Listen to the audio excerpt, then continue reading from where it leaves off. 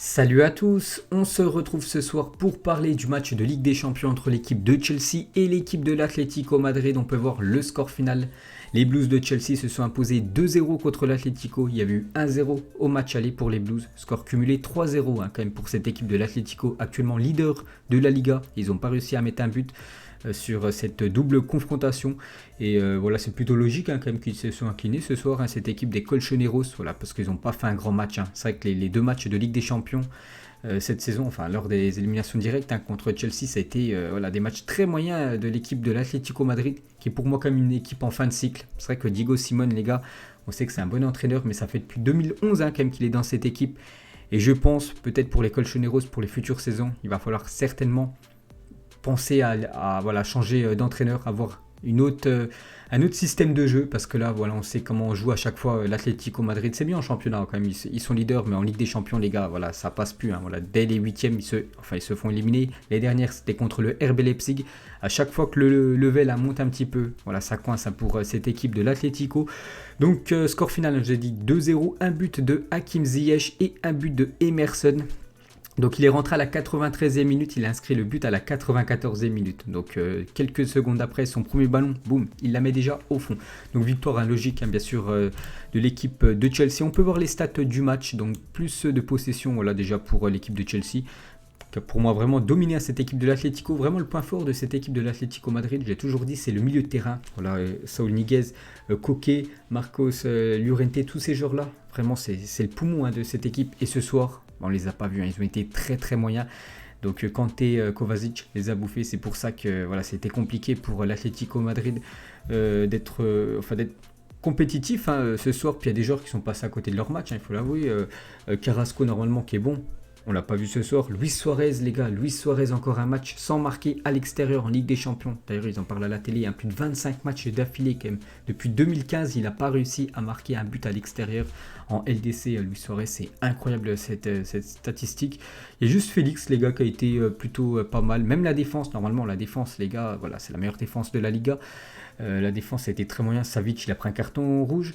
Hermoso, les gars, il a fait des relances très compliquées. Voilà, il a mis en danger directement son équipe. C'est vrai que ce soir, il y a eu pas mal de joueurs voilà, qui sont passés à côté de leur match. Donc voilà les stats, les gars. Donc je vous ai dit, plus de possession pour l'équipe de Chelsea. Tirs au but, donc 15 pour Chelsea, 10 pour l'Atlético. 5 tirs cadrés pour les deux équipes. Mais bien sûr, comme j'ai dit dans le foot, les gars, ce qui est important, c'est bien d'avoir des tirs cadrés. Mais il faut les mettre au fond, les gars. Il faut savoir tromper le gardien adverse. Et Chelsea a été meilleur et c'est plutôt logique quand même.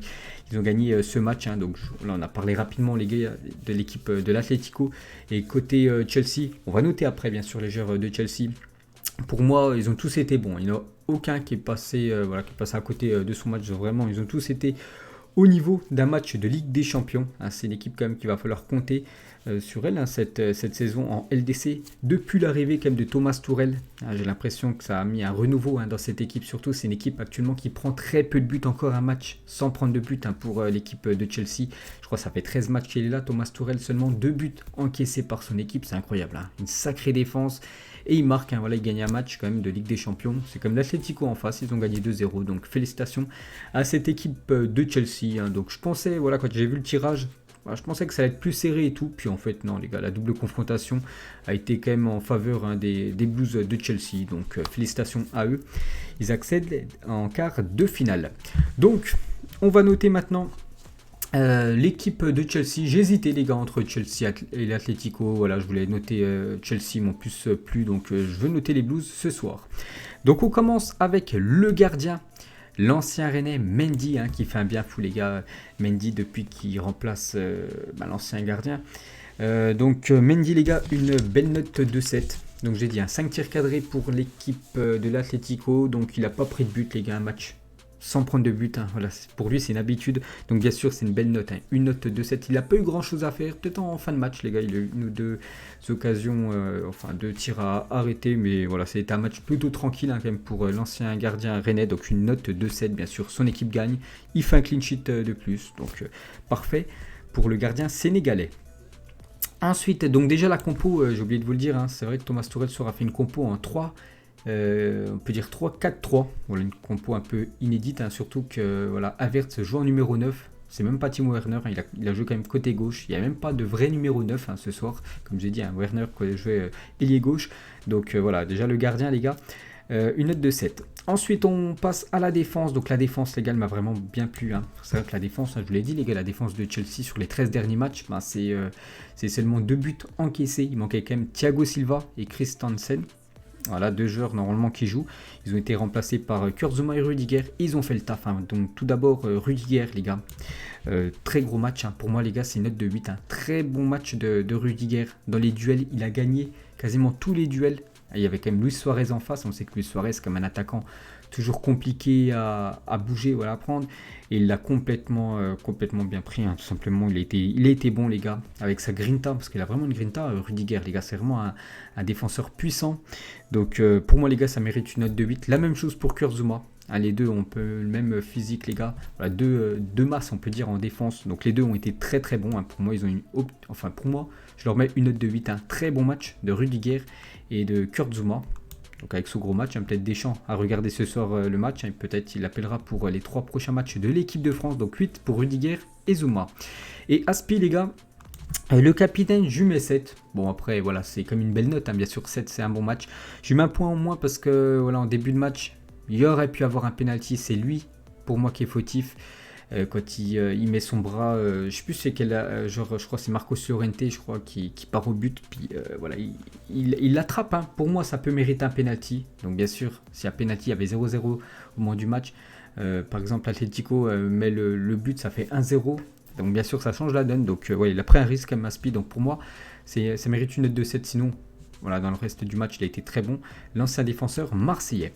Donc voilà, grosse défense, grosse note pour les défenseurs. Ensuite, on passe à Marcos Alonso. Donc normalement, lui, c'est un défenseur gauche. Bon, il joue en défenseur gauche quand l'Atlético avait la balle. Et quand, bien sûr, c'est eux qui attaquaient, il était ailier. Donc une note de je mets 6, les gars. Je mets 6. J'ai plus vu James, qu'on va parler juste après, que Alonso. Donc 6, les gars, c'est quand même une belle note. C'est un match satisfaisant, mais je peux pas lui mettre plus. Voilà, je peux pas lui mettre, pour moi, voilà, 6, c'est très bien pour le défenseur espagnol. Et James, que j'ai beaucoup plus vu que Alonso, pour moi, ça sera un 7 pour Reece James. Donc je regarde pas non plus tout le temps, les gars, l'équipe de Chelsea me plaît très bien, les gars, ce défenseur droit, c'est vrai qu'il est très bon. Voilà, il est physique, il va vite et il apporte beaucoup offensivement. Donc voilà, j'ai trouvé qu'il a été bon ce soir et surtout, il avait en face quand même Carrasco qu'on n'a pas du tout vu ce soir. Donc voilà, il faut quand même le féliciter. Donc 7 pour James. Ensuite, on passe milieu de terrain. Donc, je l'ai dit, les gars, le point fort de l'Atlético, c'est le milieu de terrain. Et en face, il y avait quand même du lourd. Il y avait Kovacic et Kanté qui ont fait un très très gros match. Donc, les deux, je leur ai mis la même note. J'ai mis une note de 8 pour Kovacic et Kanté. Donc, ils ont récupéré énormément de ballons. Que ce soit Kanté, je pense, Kanté a dû récupérer un petit peu plus que Kovacic. Mais Kovacic, avec ses percées et tout, quand il conserve la balle, c'est là qu'il a été important. Donc les deux ont fait un énorme match, bien sûr. Et comme j'ai dit, on n'a pas vu Koke, on n'a pas vu Saúl Ñíguez. C'est en grande partie grâce à Kovacic et Kanté. Donc pour moi, ça mérite une note de 8. Rien à dire, ils ont été très bons ce soir. Les deux joueurs de Chelsea. Il manquait quand même Jorginho, qui était, je crois, qui était blessé ce soir. Ensuite, on passe au trio d'attaque. On commence avec l'attaquant allemand. Donc c'est vrai qu'il a commencé côté gauche. Pourtant, voilà, Timo Werner, les gars, quand il joue avec la sélection allemande ou avant avec le RB Leipzig, il jouait quand même numéro 9. Donc, soir, il l'a mis côté gauche. Donc, je lui mets une note de 6. C'est vrai qu'il a été décisif. Il faut avouer qu'il a été décisif. C'est lui qui fait la passe D pour Hakim Ziyech. Mais sinon, les gars, ça n'a pas été non plus un grand Timo Werner. On sait qu'il peut faire beaucoup mieux. Et pour moi, voilà, vu que c'est pas son poste, c'est compliqué. Compliqué de le voir, bien sûr, pour moi, les gars, Timo Werner doit jouer numéro 9, il ne doit pas jouer sur le côté, c'est pas un ailier. Donc ça mérite une note de 6, c'est un match satisfaisant, mais bien sûr, ça reste une belle note pour lui. Ensuite, Hakim Ziyech, donc Hakim Ziyech, une note de 7 pour moi. Donc buteur, bien sûr, sur le centre de Timo Werner. Et sinon, il a été bon, les gars, dans le match. Il n'est pas tout le temps titulaire, les gars, Hakim Ziyech.